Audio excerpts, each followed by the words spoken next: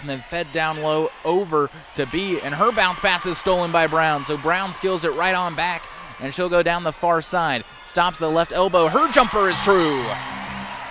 Cuts the lead back to 3, and ASU can't seem to go away in this one. Offenses both looking much better in this second half than they did in the first half. Already both probably scored as much as they have per quarter in that first half in this first half of the third quarter.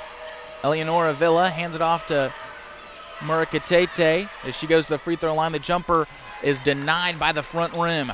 Rebounded by Simmons, and she'll go down the near side. As she will use her body, and they'll call a blocking foul on Tahina. A good opportunity there from Simmons. Saw the uneven legs of Tahina and was like, you know what, I'll use my body, and is able to draw the blocking foul. Good awareness there from Jaden Simmons. The Houston, Texas native, the senior guard. Over 1,000 points in her career at ASU. She gets the inbound, hands it off over to Crisp at the right wing. Gets a screen to her right, drives inside, and retreats back to the free throw line, and her jumper off the back bumper. And then a rebound down low. It will favor the Sun Devils. They'll say it's off the arm of Villa. And so under the basket, Simmons will survey the chessboard and will look to inbound it. A play drawn up. Everyone's guarded. Fed all the way back near the logo is Brown. She'll position herself at the point. Loosely guarded in a 2-3 zone. Feeds it over to Miller. Long three, and that is strings. We're all tied up at 33.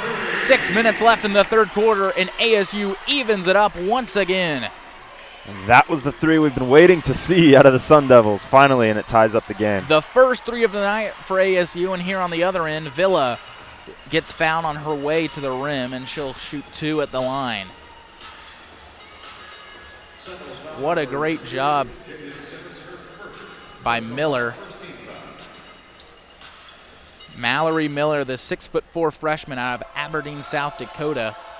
Known for rebounding, not known for shooting, but she gets the three, the first three of the night. With the first free throw from Villa, misses. Eleonora Villa, the leading scorer for both teams. The freshman out of Lissone, Italy. And her second shot is true, so Washington reclaims the lead, but only a 1-point lead this time. Brown in the corner, she lets loose a three off the side of the rim, rebounded by Bayance B. Tightly guarded by Sosa. She'll take it herself down the middle. She'll collect the offense, and Villa will pull the reins on the offense. Feeds it down low to Murakatete. She loses the ball, but a foul whistled, and the crowd does not like the call. As the foul is on the floor, Cougars control the ball. It is called on Isadora Sosa, her second of the night. Second team foul for the Sun Devils. Fed to Bayance B at the free throw line. She works her way to the back of the foul circle. Drives inside, works her way to the mid-post. Her shot off the side of the rim. Rebounded by Brown, and she takes it down the middle. And a pass tipped, but eventually collected by Simmons. That was a dangerous pass from Brown. Adair gets off her seat, talking to her team, says they got to be careful. And Simmons all the way under the basket. Reverse lay off the backboard. That wasn't the prettiest shot.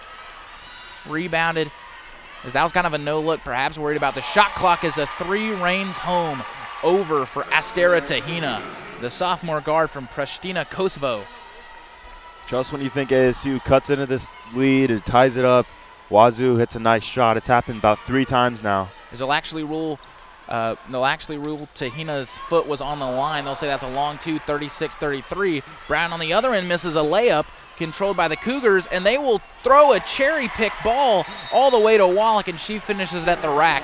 A 38-33 lead as ASU found a way back in it, but just like that, Washington State lengthens the margin even more. There's a timeout on the floor. What is going on, everybody? Welcome to another episode of the Full Press Golden Knights podcast.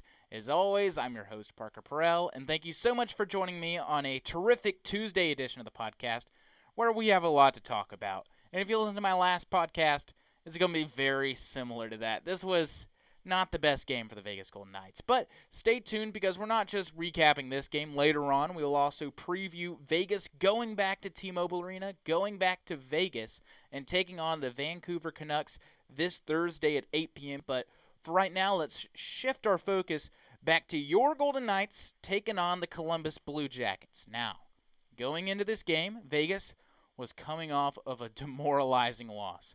How demoralizing are we talking? Well, picture a rough loss, okay? Now amp that to 11 because the Golden Knights lost to the Buffalo Sabres 7-2. Yeah, yikes. However, all that aside, there was pressing news going into the game for all Vegas Knights fans, and this is the headliner. Jack Eichel is back on the ice. A little round of applause for him. It was a rough injury that he went through, and I thought he was done. I thought he was done for the year when I heard what injury he went through. A lower body injury, speculation on the health of his knee. I thought he was done for the year, and I was just already not writing off the season, but I was looking ahead of the season. I was like, this is a tough road for Vegas. And Eichel, he is a valued member of the team. And he didn't have the best performance today. Did not have the best performance, but it's his first game back after a rough injury. It's good to see him back. So that's the pressing news regarding Eichel. We've kept you in the loop here we've kept you in the loop so far. Just wanted to keep you updated. And then Columbus going into this one, they're an interesting team because although they are on the lower echelon, they're last in the Metropolitan Division at a 20-30-10 record. I feel they're also similar to Buffalo, where even though they're not the best team in hockey, and sometimes they play awful, sometimes they have a good run. And so I feel if you underrate this team, like any team in the NHL, it's still a professional hockey team, and they're going to punch you right in the mouth. I wouldn't go so far as to say Columbus is the worst team in hockey, like I've seen some people say. I don't think so, and in this game, I think they proved it. But the Golden Knights, they definitely thought so. They definitely undervalued this Blue Jackets team because starting off the game, Columbus scored back-to-back goals. And now here's the credit that I will give Vegas, is even though I talk about how Vegas needs to start with momentum, they've done a good job with seizing the momentum. Even though Columbus scored back-to-back goals to start the game, in the first period, Vegas responded right back with back-to-back goals of their own. And this is what I want to see. Obviously, I want to see Vegas start out strong, start out swinging. But even if they don't, they're still right back in it. But here's where the wheels fall off of the bus. The Jackets would go on a 4-1 run to end the game to win 6-3. Yeah, another rough performance. And I feel like I'm in the Twilight Zone. I feel like I'm in an episode of the Twilight Zone because I just talked about this in the Buffalo Sabres game. That game was also tied. And Buffalo went on this incredible run where Vegas could not do anything. And in this one, it was a 4-1 run. And to be honest, the Blue Jackets could have extended it. It could have been just as ugly. And for the Blue Jackets to kind of go easy on the Golden Knights, that should not happen. So now let's talk about takeaways and what's going to happen as a result of this performance. Well, one of the big takeaways for the Jackets is this is back-to-back wins for the first time in 3 months. And Vegas should not let this happen. Vegas should not have let the Blue Jackets. Passes it to Carovers in the backboards, sends it to the top of the house, loses it. Saluski from the left point. A shot blocked by an Arizona State player right in the way. Arizona State will look to move the other way. Saluski loses the puck on a pass back to the left point. The puck will slide on back into the Lakeland College defensive zone. Lakeland College will clear it out, sends it up to Shaw at the center line. Loses it. Chadwick checked up hard, loses the puck. Robertson gets it at the blue line at the left point, sends it between the points. There's a shot blocked by the leg pads of Hellmans, and Arizona State will push the other way. Gets to the neutral ice. A pass to central ice. Trying to cross the blue line is Arizona State, trying to get a plan in order. Eventually just sends it on down, swings the boards. Apple swings it on back for Lakeland. But Arizona State's there to intercept it. Sends it right in front of the goal, but an Arizona State player was not there in time as the puck will go on back to neutral ice. Not a lot of opportunity left for Arizona State to make this a close one. 5:55. Arizona State trails 6-2 to Lakeland College. Perry right in front of the crease, misses the shot. Might have been tipped free by Arizona State. A good last defensive effort. Apple from the left point. A shot echoes off. Gotten at the left crease. Sends it on back to the left point. One-on-one opportunity for Arizona State. Paulson, one-on-none, right in front of the goal. Wrist shot, scores for Arizona State. cuts the lead to 3 with 5:29 as they are trailing by a lot, but it means a lot to this team. Got out in space, and Paulson just did it on her own. Had a defender trailing behind her and just got out in front, 1-0, hits the top right corner.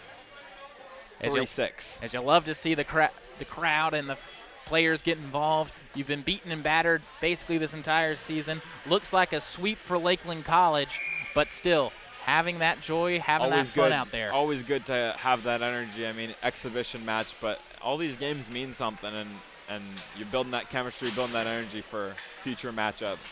Smith slammed by Lammers in the near boards, eventually scored it out. Arizona State gets the puck, moving down the near boards, sends it to the right point, but now loses the puck in the boards. Lakeland College pokes it free into neutral ice it goes. Lammers, cross ice pass to the blue line, and Arizona State will not control the puck.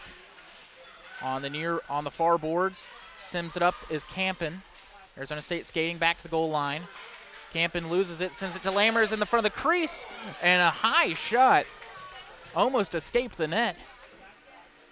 As that will have a stoppage of play, 4:50 left. Arizona State cuts the lead to 3, but still trails 6-3 in the final period. As you mentioned earlier, Justin, Arizona State leading the shot game 29-28, but sometimes it's not about more, it's about better. As Lakeland College's shot selection has been far better. The quality has been a lot better for Lakeland College, and this one is looking all but over unless the Sun Devils can pull off some miraculousness, a miracle on ice at AZ Ice here in Gilbert. 4:50, Wingert taking on Gold in the left face-off circle, fought for. Won by Lakeland College, sends it back to Apple. A slap shot collected by Arizona State, sends it all the way into their own bench. So watch out. That one had some speed on it, but everybody seems to be okay. Another stoppage in play, and we'll go right on back to the face-off circle left of Hellman's.